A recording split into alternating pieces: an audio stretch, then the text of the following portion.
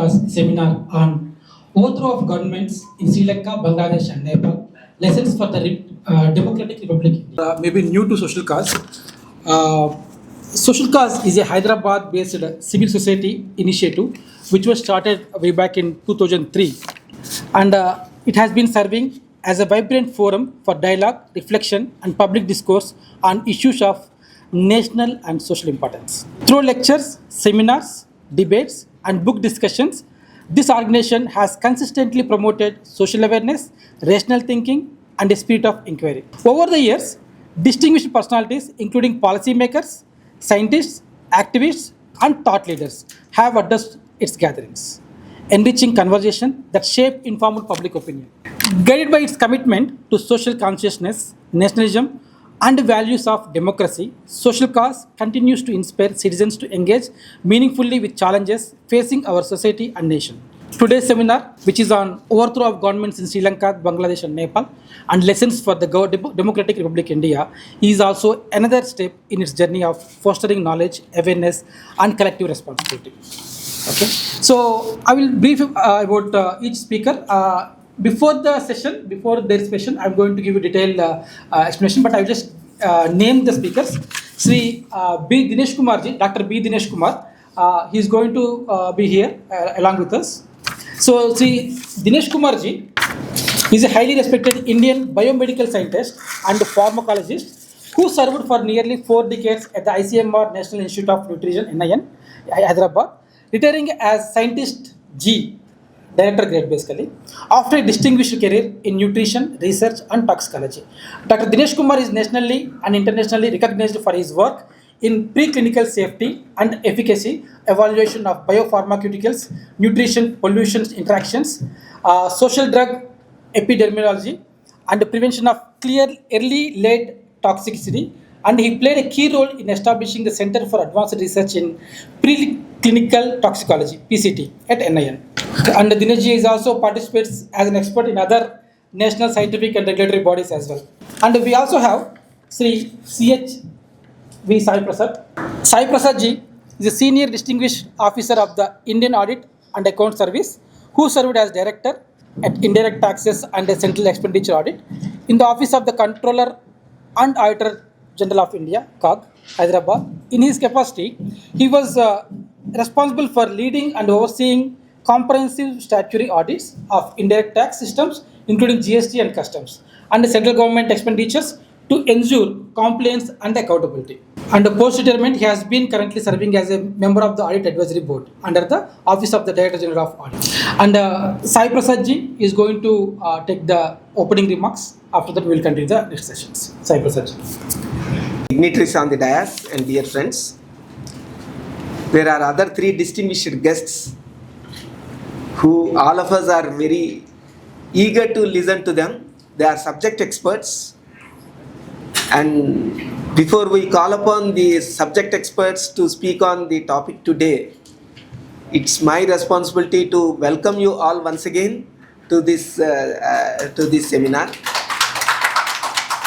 I don't have any special qualifications to speak on this topic, but as a common man, when Gen Z, these are the people when they start, they did not see the hunger, they did not see the problems which the previous generations have seen.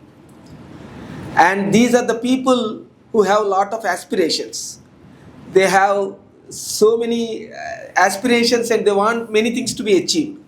They want their nations to be at the peaks of splendor.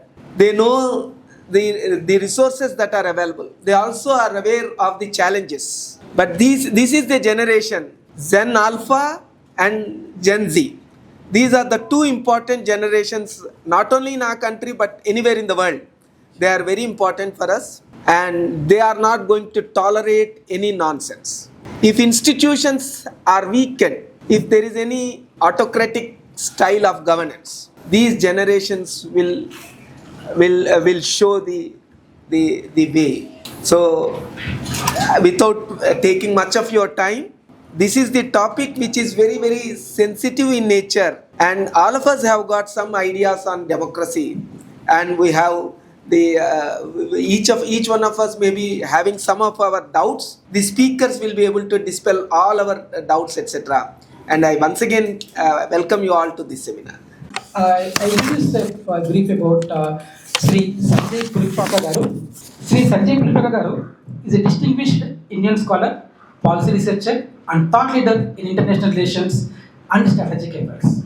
He currently serves as the chairperson of the Politeia Research Foundation, a Hyderabad-based independent research organization focused on geopolitical, governance, and regional security issues. Before leading Politeia, Dr. Sri Pulipaka ji was a senior fellow for research programs and strategic neighborhood at the Delhi, a senior fellow at the Nehru Memorial Museum and Library, and a senior consultant with the Indian Council of Research on International Economic Relations (ICRAER) roles that reflect his deep engagement with policy research on India's foreign relations and regional dynamics. He has been a private visiting fellow at the University of Cambridge, UK, and a Fulbright fellow in the Conflict Transformation Program in the United States, underscoring his global academic experience. His research spans India's foreign policy, South and Southeast Asian geopolitics, China's Belt and Road Initiative, Indo-Pacific security, and democratic transitions, with exclusive fieldwork in Myanmar and Northeast India. Sri Pulipaka ji is also a prolific author and commentator with books, policy reports, research papers, and opinion essays published in leading national and international outlets. Now I request Sri Sanjay Pulipaka ji to talk about it. Minutes each, and then we will have a long conversations after our initial remarks. Let me at the outset thank Social Cause for this invitation, Srinivas ji, for specifically inviting me for this.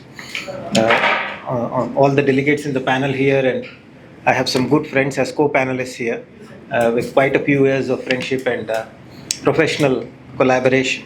The topic is about the political developments in Sri Lanka, Bangladesh, Nepal, and what is it that India should take note of. One of the first important things that we need to note is that when we talk of South Asia is a very unique region in the sense that if you look at South Asia, South Asian countries, many South Asian countries have border with India but not with each other. You take Pakistan, Nepal, they don't share borders. Bangladesh, Nepal, they don't share borders. Bhutan, they may share border with, say, with China, for instance, or with Afghanistan. But with the other South Asian countries, they don't share a border. So in that sense, South Asia is a very India-centric region. That is the reason why it is called as Indian subcontinent. Also because of cultural influences, historical commonalities, and so many other things. But today, South Asia, if you see, it is an India-centric region. So when you talk about South Asian integration, it also means integrating more with India economically. So that's an important dynamic that we should need to keep in mind. The other important dynamic that we need to keep in mind when we talk of these countries, India's neighborhood, is that there has been persistent political instability in these countries. You take Nepal, for instance, in the past 20 years, they had 14 to 15 governments. So the average lifespan of a government in Nepal is around 1.5 years or 1.3 years. So persistent political instability. You take Bangladesh, for instance, it came into existence, as you know, in 1971 war. After that, 1972, it took off. Sheikh Mujibur Rahman came into power. He was assassinated. Then you have General Ershad and others, of course, Ziaur Rahman and others preceded Ershad. But then General Ershad comes into power, and then you have Bangladesh democracy, movement towards democracy. But as you can see, it is not a very easy history. You take Sri Lanka, for instance, the constant strife that exists between Tamilians and Sinhalas. It has been there for quite some time. And the less we talk about Pakistan, the better it is in terms of political instability. So it's not an easy region to be located in. It has its own challenges, it has its own advantages. So that's one of the important dimensions that we need to keep in mind. The other important dimension that we need to keep in mind is, unlike India, none of these countries were able to come together on a quick agreement on constitution and how to govern the country. Look at Sri Lanka. What is the challenge there? Is having genuine federal structure that respects the rights of Tamil population. They could not do so. You take Nepal. One of the constant challenges that Nepal state faces is also about Madheshi rights. People of living in Tarai region, what are the debates about federalism. So that's the other thing that the Nepal and other countries have in the region have not been able to. Take Pakistan. What we are seeing in Balochistan today, that's another example. Sindh, Balochistan, and the frontier regions of Pakistan. What we are experiencing is also demands for greater federalism and autonomy there, or decentralization. Why is this happening in some of these South Asian countries? And one of the important reasons that is because many of these countries are still working out their identity as to who they are. So consequently, there is a lot of stress on identity-related politics. So that is an area that we need to think through. And then, of course, there is considerable political centralization. If you look at Pakistan, it is military that is centralized. In Sri Lanka, there is again, as I pointed out, Sinhala Tamil dynamic and what is happening there. In Bangladesh, the criticism against the government sees too much of power in one person. So that is what is happening. Or take Burma, for instance, which is not mentioned in the thing, but one of the neighbors of India with 1,600 kilometers border we have. Again, military governance, centralization, inability to deal with various identity issues. So that is an important dynamic that needs to be kept in mind. The other challenge is the challenge of economic planning. I make a distinction between populism and social welfare or welfare politics. Welfare politics involves, of course, you give subsidies, of course, you give many things to the poorer sections of society, but it is premised on long-term welfare. It is not short-term welfare. Populism is where you try to placate the population, the rural population, urban population, the poor, whatever it is, with short-term economic gains so that you can have immediate political benefit from it. Take Sri Lanka, for instance, one country that I can take as example here. What has happened in Sri Lanka? One of the first things is they did not focus adequately on their taxes and revenues. So they did not focus heavily on that. Instead, along with it, they did something else. What is that? They went into policies which were haphazard and short-term. When one night, Sri Lankan government decided that I will allow only organic chemicals to be used. It was not a gradual process. It was done like that. And suddenly, there were no chemicals available, fertilizers available for farmers in Sri Lanka. Indian government had to airlift fertilizers because of shortages that were there. And it has an impact on food production and many other things in Sri Lanka. And similarly, the other thing that happened at the same time, because of COVID, tourism crashed in Sri Lanka. So you see three layers now. One, you did not plan your taxes revenues. Second, in addition to that, you introduce haphazard policies like immediate shift to organic farming without adequate planning. And third, COVID happens, your tourism goes down. When your tourism goes down, then again your foreign exchange reserves go down. So these are the four things that happen simultaneously. And then comes the other thing. Russia-Ukraine conflict results in increase in oil prices. So the increase in oil prices increases the cost of import of oil. So again, what are the things that have happened? You did not plan for your taxes properly. You did not plan. You implemented haphazard organic farming, which had the severe impact on agriculture. You were dependent phenomenally on international tourism. So when COVID happens, tourism goes down, and then you have Ukraine conflict, which increases oil prices, which means the import bill is increasing. So revenues going down, import bill increasing, agricultural productivity is not happening. So your economy is in crisis. Added to this is the debt that the Sri Lanka had to China. Massive debts they had. So why did the Sri Lanka get into massive debts? Because the government there wanted to show rapid economic development. They went to people who will do infrastructure at a fast pace. The president and other people at that specific point of time, they wanted to show some spectacular economic development in a span of 5 years or 6 years or whatever.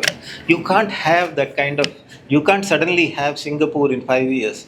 I mean, if you look at Colombo Port City project, they often talk about being the new Singapore, but you can't have Singapore in 5 years without policy consistency and prudence. So that is something that happens. Of course, Chinese and others say, look, the total debt that Sri Lanka had to China was less than 10% of the total debt or 20% of the total debt. But the point that needs to be noted is, when China was implementing Hambantota project or other major infrastructure projects like the airport right next to Hambantota, Sri Lankan government wanted to participate in it.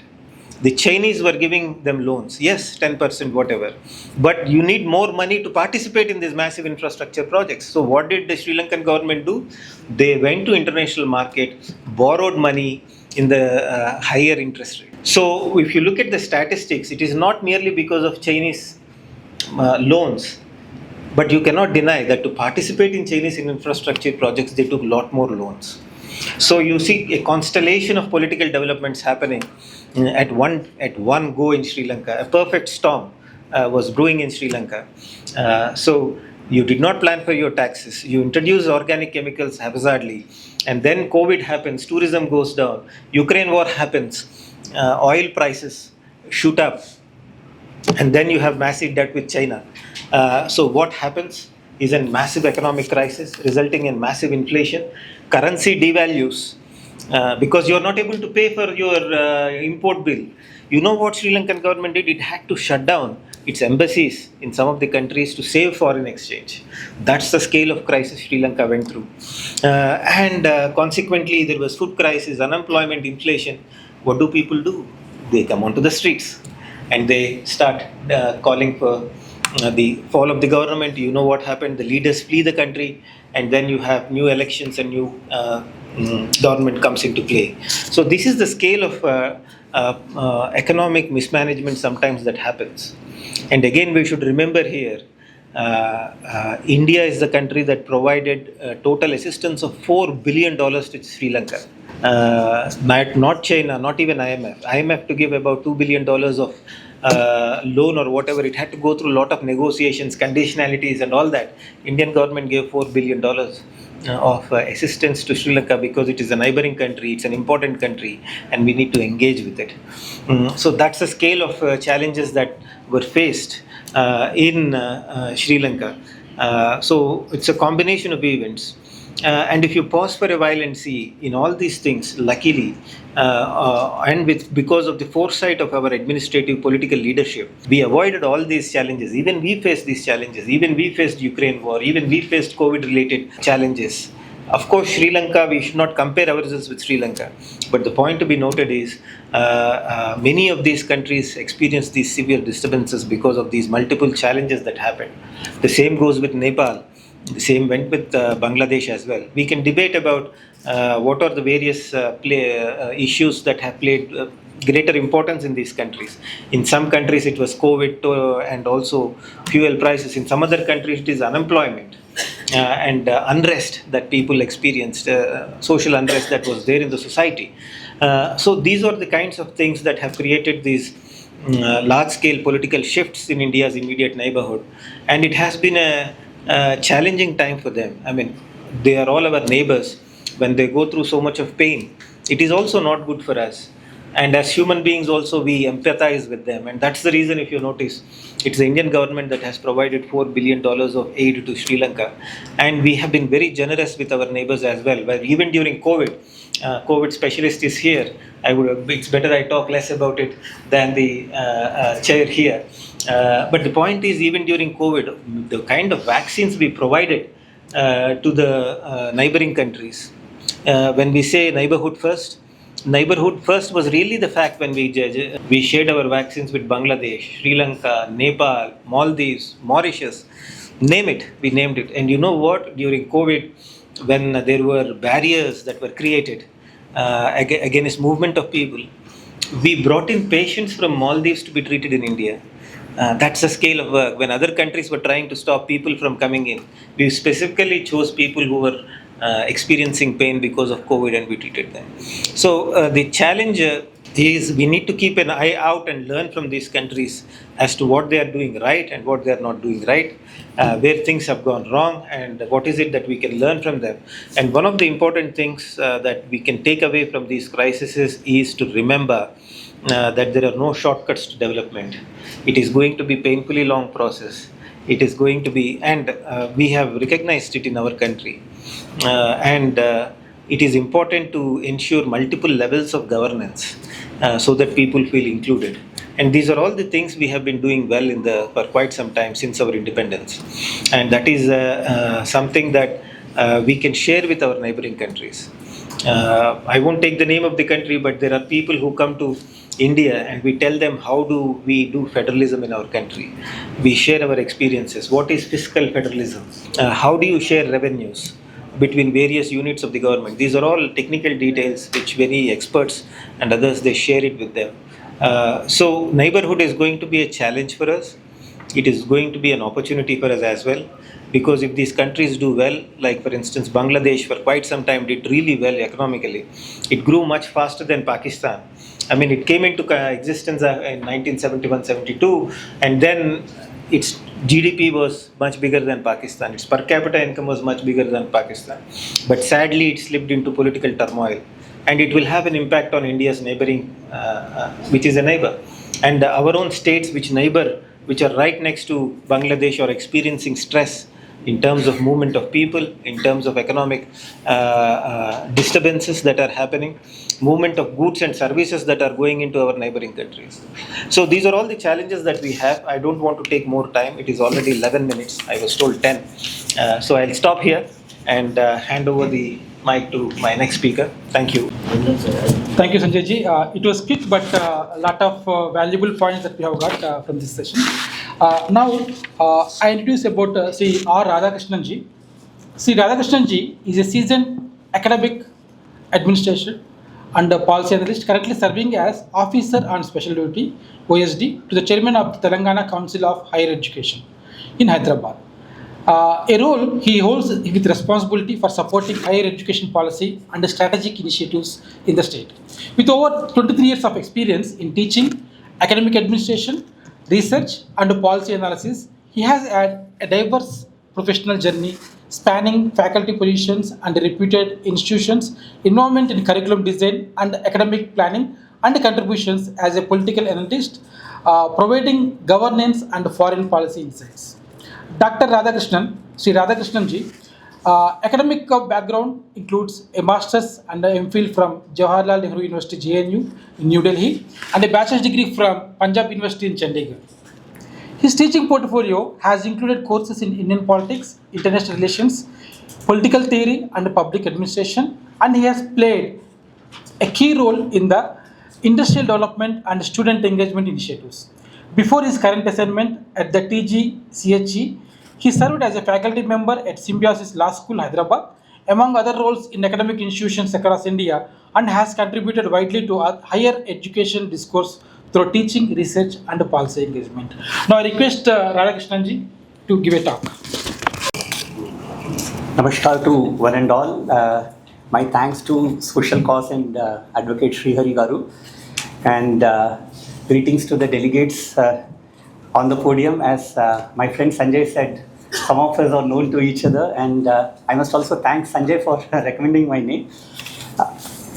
This issue is very vital when we look at India and neighborhood, because as Sanjay just said, that it's an Indo-centric region, and the very notion of nation and neighborhood is complicated, because you have porous boundaries, you have communities crisscrossing the political boundaries.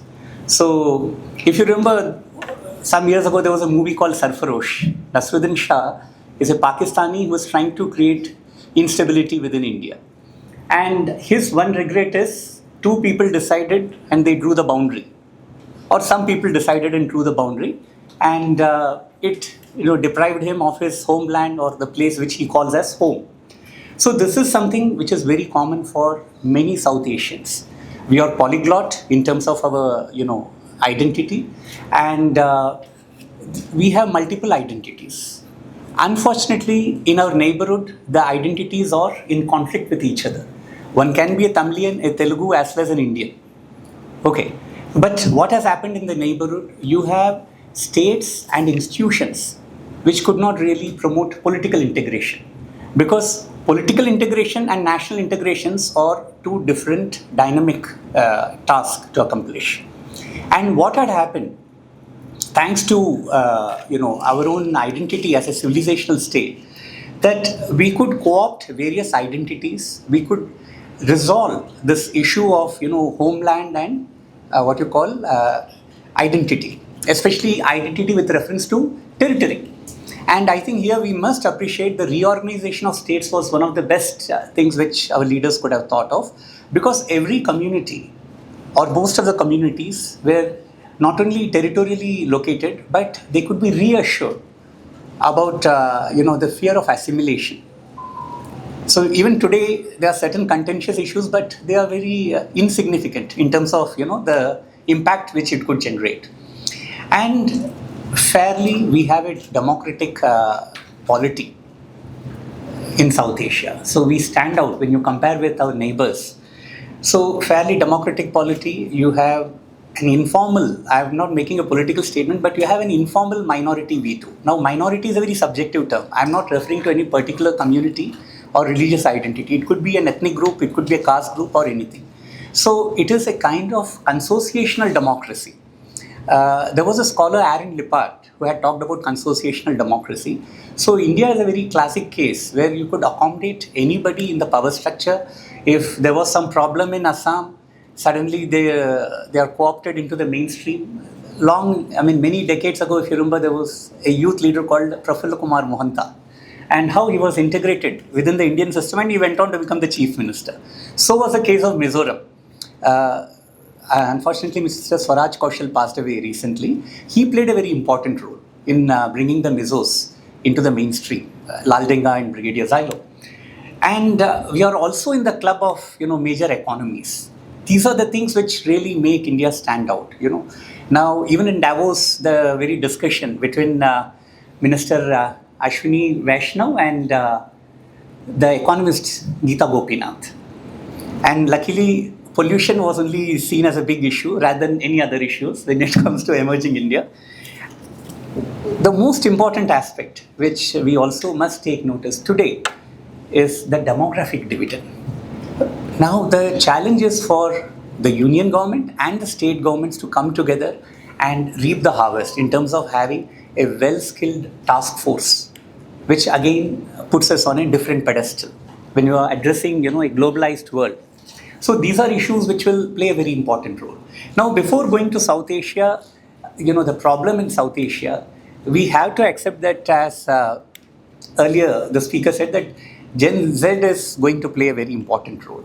And it is not just about some kind of anger. It is also about inclusion in the system. It is also about good governance, where institutions need to deliver. So this is something which is very important. This is not based on primordialism. This is a purely economic issue. And one important aspect here is they are horizontal in terms of their mobilization. There's no vertical mobilization. So if you compare it with the earlier thing, we at least remember there used to be a person called JP, Jayaprakash Narayanji, and other leaders who made it big under his leadership, whether it was Nitish Kumar, whether it was Ramvilas Paswan or Lalu Yadav and so on. So here the Gen Z is particularly talking about public services, okay? It's questioning state repression. It is seeking what you call decentralized leadership. At the same time, there is a palpable fear amongst all of us that it is fine, but at the same time, it shouldn't get hijacked by radical elements, as we have seen in various other societies. And not only, in Nepal, there's a fear in Sri Lanka, fear in Bangladesh. Some decades ago, it happened in Iran. There was also a socialist or social welfare-centric movement, which unfortunately got transformed into something else, which is existing as on today. Now, why South Asia merits a lot of attention? It's because of various factors. Because what one could say is, we also need to address that every state, our neighbors are also very heterogeneous, though some of them are not willing to acknowledge that. The relative location of groups would play a very important role in terms of governance, in terms of distribution of goods and services. This is something where probably the institutions has to wake up and respond to the grievances of different groups. Maybe they take some kind of policies on the lines of affirmative action, or what we have been doing, our own version of, social justice. So here the issue is also about what I said, the porous boundaries. So Nepal, you have roti beti ka rishta. How are you going to address it? See, this is it's a double-edged sword. People either they are unhappy with India's interference in the outcome happening in the neighborhood, or they are equally annoyed with India's indifference, if one may say. So that has happened in Nepal. If you remember, some decades ago, the Ranas were the hereditary rulers. Shahs came to India. In fact, it is also said that Nepal wanted to merge with India. That's a different debate, which I'm not going to touch today. So you had Indian intervention in terms of ensuring that stability remains. They opted for Panchayati Raj, that is a partyless democracy. Then subsequently other problems cropped up, and King Birendra Bikram Shah responded to the democratic movements. Unfortunately, he and his family were assassinated. He was succeeded by his younger brother Gyanendra, but his days were numbered because finally they abolished monarchy. So today, Nepal is at crossroads, and it also impinges upon India's security. Whether something happens in Maldives or in Pakistan or Sri Lanka, it has an impact. The Tamil issue, as Sanjay had highlighted, it also plays a very important role. But luckily, over the last 1 decade, we don't see that emerging as a dominant discourse in the DMK-ADMK politics. So what has happened, if Sri Lanka has also faced the situation, you also have the crisis in Bangladesh. Has Bangladesh addressed the issue? I'm afraid even from the days of Sheikh Mujibur Rahman, they didn't respond to the issues of identity politics. The reassurance has not been given. Whether it was Chakmas, whether it was other groups, they have not addressed those issues. And you have that ripple effect. Something happens in India, minorities in Bangladesh are targeted. And one noticeable point, though Pakistan has not been mentioned here, if you notice, there has been a very consistent decline in the population of minority, both in Pakistan as well as in Bangladesh, which is a source of concern. Now, what has happened, it is also, it has to be noted that I remember a Bangladeshi professor told me when he came here 2 years ago, I had introduced him to Dr. Ramesh. So, Professor Abdullah told that there will be India out movement, Dada, within a year or so. Your government has to understand the aspirations of the people. You can't blindly support any regime. India has not interfered in its neighborhood, but it has gone with status quo. It has not tried to disturb the status quo in any of its, the region and its neighborhood. But at sometimes it has boomeranged at the same time. Because what has happened, the minorities were perceived as pro-Sheikh Hasina group or Indian agents, and anti-India sentiments were quite evident. So this political instability is something which is going to create problem further. Now, how do we really address these issues? Because the issue is, we can just hope that they emerge as strong states and work on public policy and political economy. Because you have weak states with polarized society. So that is one crisis. And you have religious revivalism happening in the neighborhood. If you remember, somebody called Francis Fukuyama had said that we are going to have, one and the same kind of system. It's end of history since communist regimes have fallen. But later he retracted and he talked about identity politics. There is another person, Mark Jogensma, who said that what has happened is Cold War has been replaced by religious nationalism, and particularly in Asian continent. And one scholar said that the past of Europe is the present of Asia, which is again a source of concern. Because how do we address these issues? Chinese threat is quite evident in terms of the strategic depth. This string of pearls, trying to encircle India. China-Nepal relations have qualitatively, deepened. We haven't questioned anybody's interaction, but if it is to the detriment of India's national interest. As Indira Gandhi had once said that anything which happens in India's neighborhood would have an impact on India's security. So this is one issue. Then this is also important that we have to understand that post 1991, the world order has changed. And it has been deeply affected after 9/11 and other developments. So our interaction with US is also very, very important. We need to redo our homework, irrespective of the challenges which we face, in terms of Trump and tariffs. That is something which we need to look at. And we need to realize that a safe neighborhood would also promote a stability in terms of governance and security within our country. As it's Indo-centric region, many states share boundaries, communities share ties, kith and kinship is there, and we are relatively in a much safer position. We have a very vibrant, dynamic middle class, which is very aspirational.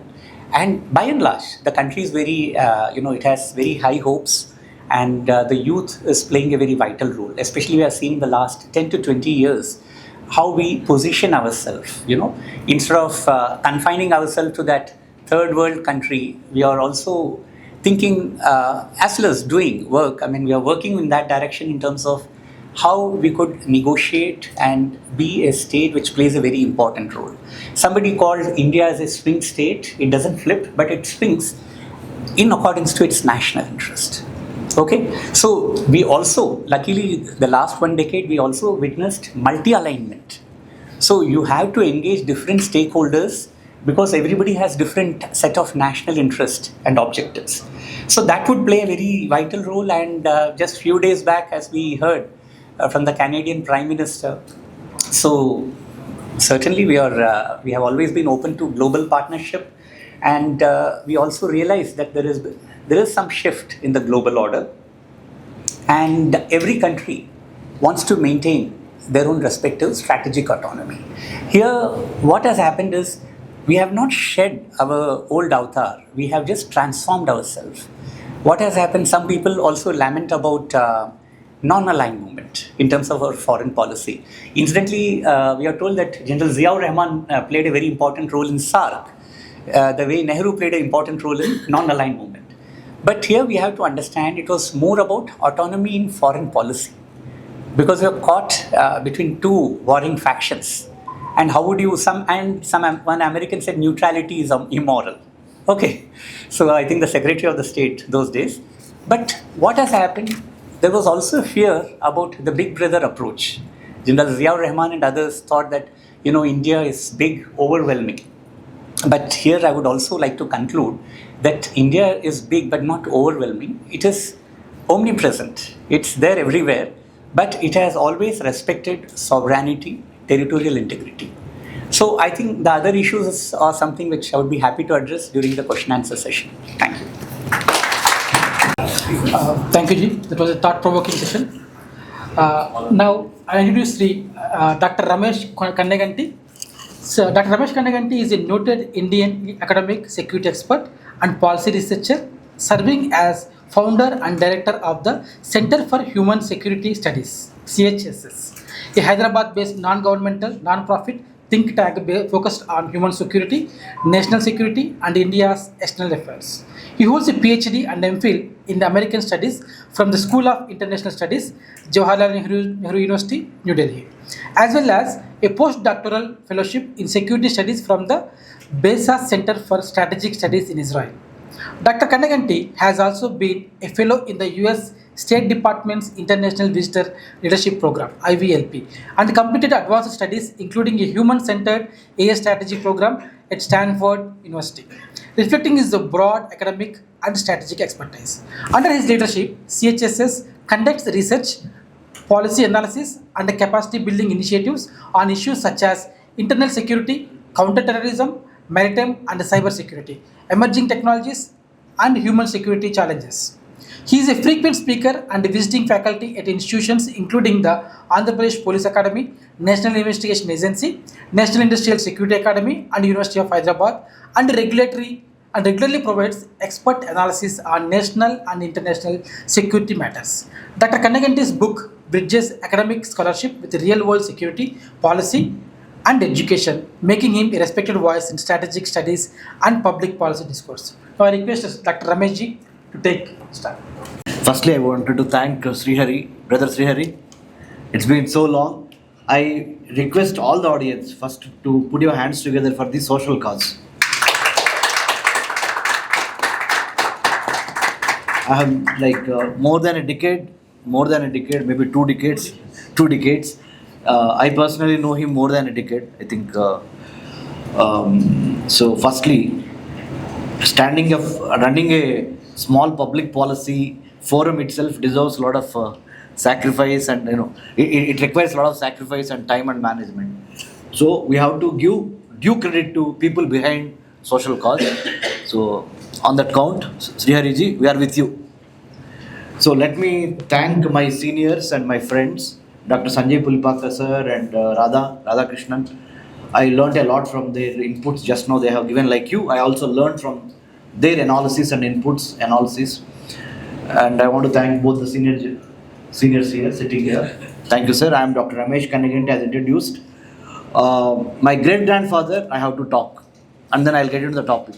Kanneganti Hanumantu, shot by the British in Palnadu in 1922. As a great-grandson, what all I have been doing for the country's sake, that is the inspiration that I got from my great-grandpa. Palnati Pullari, Kanneganti Hanumantu Satyagraham, 1922. So that's where I started, because we have to remember the Mola roots, very important. So currently I am serving as a National Security Studies Experts Committee constituted by UGC. My job is to design, deliver, along with the committee, 3000 universities, national security as a 2-credit course under Swayam portal. So recently my Guru Sri Ajit Doval sir, 81st birthday is celebrated. So please wish 100 years to my Guru Sri Ajit Doval sir on his birthday, all of you. So very important. We have never seen such a man with Kirti Chakra, being an IPS officer, but got the Kirti Chakra for India. So many adventures we all know. So I talked about the roots that I come from. I thanked the organizer, and also I told right now the kind of positions I am holding. As a founder, executive director, Center for Human Security Studies, my job is to build human security at the global level, including India, but also not forgetting national security of India from Kashmir to Kanyakumari. That is the context, and this is the text. So in order to deliver both human security and national security, then we will have a comprehensive security model or comprehensive vision for the country and abroad also, or beyond. If you neglect human security aspects, your national security is at stake.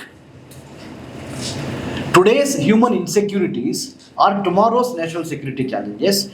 Day after tomorrow, it will become an international security challenge. That's what precisely happened in Bangladesh, Nepal, Sri Lanka. Not only this, wherever you see, whoever has neglected the human security needs, food, health, water, employment, self-esteem, self-respect, self-esteem of an individual or a civil society. Why did conflicts occur? How do you form a fault line? Why countries do form fault lines or flashpoints? Because we don't give much importance to human security needs of that particular country, mostly. And then this is one layer of understanding the global politics or global scenario. Second layer of understanding the same is big powers play their politics, obviously, to entrap, enlarge, encircle. This is the second way of understanding the global happenings. The third way of understanding is something internal to each country. What is internal to our India? We have never conquered any country. We are very much accommodative, as my friend Radha some time back told. We are very accommodative. We keep people together. We connect the dots. We try to connect the dots. Multicultural, multi-secular, or secular, multicultural, multicolored society, let's say, going by culture also. This is one way of understanding the thing. So, in order to achieve a perfect human security model as a base, national security as the structure, international security as the superstructure. Base, structure, superstructure.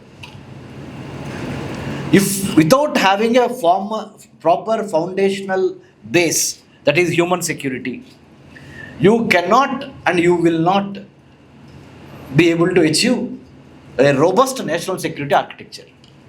जो भी करो आप अपना घर संभालना, घर में जो भी चाहिए वो नहीं दे पाएंगे आप जो भी कितना भी बड़ा फेंस सिक्योरिटी बनाओ, कितना भी पैसा लगा दो डिफेंस पे के ऊपर वो काम नहीं आएगा. So like మధ్య మార్గము బుద్ధుల్లాగా you need to have moderation. You need to divide your budget allocation, your mental mapping all together from that vantage point. National security and human security are the two sides of the same coin.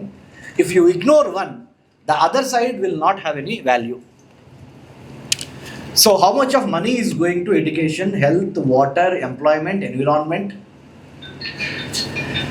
अगर ये चीज़ों के ऊपर आप नहीं ध्यान दे दे, you get into rat race.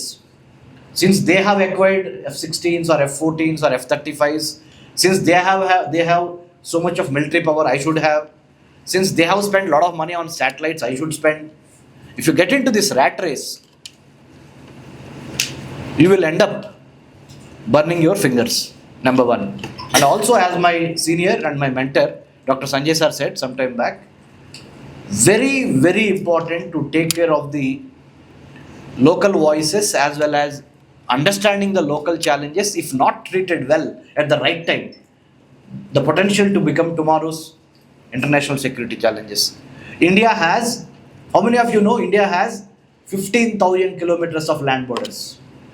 India has 11,098 kilometers of coastline, the necklace. 9 coastal states, 4 union territories, over 200 ports. Kashmir to Kanyakumari, let's say we have total 26,000 kilometers to take care.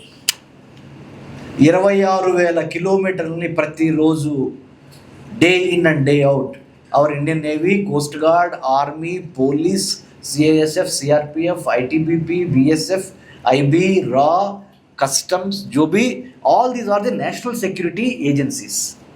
इसके अलावा a proper civil society, strong civil society and customs, cultures, family values, हमारा जो legacy, the moral, the ethical lessons that we learned from our Vedas or Puranas, all of it put together, then only you will have a robust national security. So tomorrow we are hitting 77th Republic Day celebration of India, if I am right. Right? Tomorrow. Right, very good. So I wish I could see more youngsters like that. Maybe next Srihari Garu. She is the future, that boy is the future. By 2047, they will be, let me put it together, 30 years old. Approximately. By 2047, Viksit Bharat. Right? What is Bharat to me? I'll tell you, I think you all agree with me by end of it. Build a harmonious but audacious Raj to advance trade, technology, talent and tourism. These 4 factors, my senior Dr. Sanjay sir some time back said, were the reasons for the debacle or the downfall of Sri Lanka, Bangladesh, Nepal. Same 4 factors. Trade nahi, tourism nahi, technology nahi, talent nahi. COVID hai upar. Or other geopolitical factors sir has explained. So, Bharat, BHARAT means build a harmonious but audacious Raj to advance trade, technology, talent, tourism and to decimate terrorism. ఉగ్రవాదాన్ని కుక్కుటి వేళ్ళతో సహా పికిలించి build అంటే నిర్మించు ఒక భారతదేశాన్ని. ఎలాంటి భారతదేశాన్ని? హార్మోనియస్గా, సఖ్యంగా ఉండాలి, సమైక్యంగా ఉండాలి, సానుకూలంగా ఉండాలి. But at the same time audacious, ఆ ధైర్యం ఉండాలి, ఆ సాహసం ఉండాలి. To advance what? A raj, to advance the raj, Bharat raj in the areas of trade, technology, talent, tourism, but the goal is to decimate terrorism and to advance these. This is what we have to give it to the global politics. అంటే భారత్ ఎలాంటి model మనం నిర్మిస్తున్నాం అంటే, on 77th Republic Day celebrationsలో we the people of India having solemnly resolved to constitute India into a sovereign, socialist, secular, democratic republic, justice, social, economic and political, liberty of thought, right, and many other things, the what do you call it, preamble, the Pitika. So when we talk about India's external neighbors with 15,000 kilometers of land borders, 11,098 kilometers of coastline, what's happening across the borders is it China influenced or United States influenced? Or is it really something brewing or adding fuel to the fire to those brewings? Let's apply our mind, our intellect, and understand we got to plan, we got to prepare, we got to perspire, and we got to inspire. As a country, Bharat, we got to plan how to take care of our neighbors. We got to do preparation. In order to achieve the plan, you need to do the preparation by the 6-year-old to, let's say, the 90-year-old. In the nation building, she has a role to play, that boy has a role to play till about 90 years. We need to have our mental mapping very, very clear. The clarity of thought is what is required on the 77th Republic Day, Independence. कहाँ जाना है हम, कैसे जाना है, कौन सी रास्ता चुनना है, कैसे एंगेज करना है अपने लोगों को और अपना नाइबर्स को and extended neighbors को. You need to have a solid plan and then you need to prepare well to execute the plan with a lot of perspiration. And then you can inspire not only your countrymen to the entire world. That's what Bharat 2047 will be, should be. The homework starts from now. School mein homework deta hai na?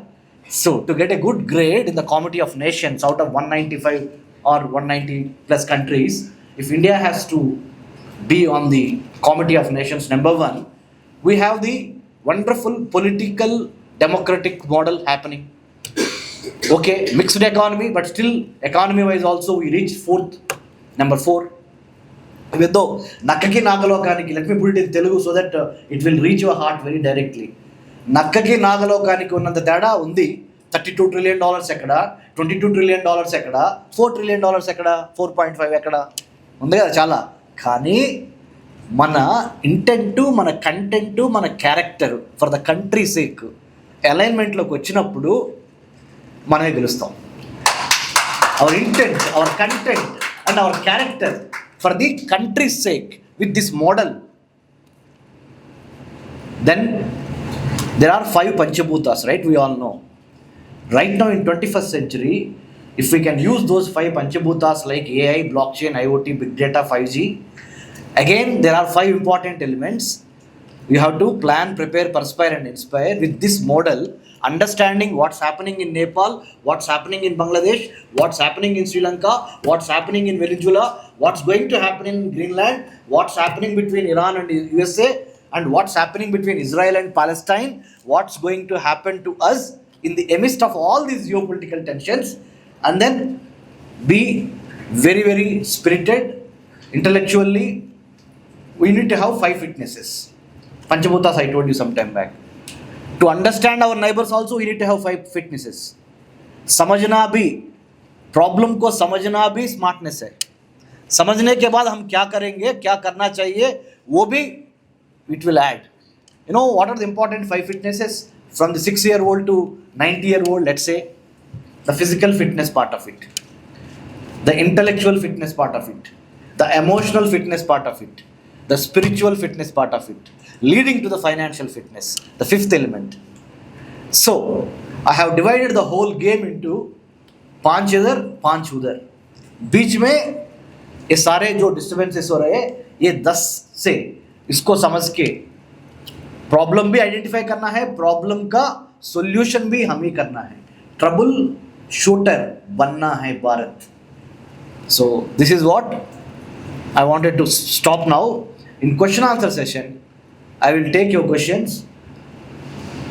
Now, national security and human security. Because of the human security problems in those countries, the country's national security in those countries and international security also is at stake. So, I have given you enough food for thought. And complex global geopolitical को simply समझने के लिए छोटा सा ऐसे मेरा दिमाग से मैं गलत हो सकता हूँ. This is what I wanted to present it to you. Okay, but at the same time, last point and I'll stop. Indian cricket team's attitude should be the attitude of Bharat by 2047. We see proactive, preemptive,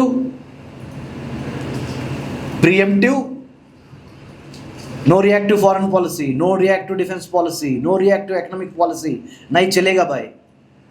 proactive होना है, pre-emptive होना है, and एकदम जो चाहिए वो देने का एकदम plan, prepare, perspire and inspire model में काम करना है.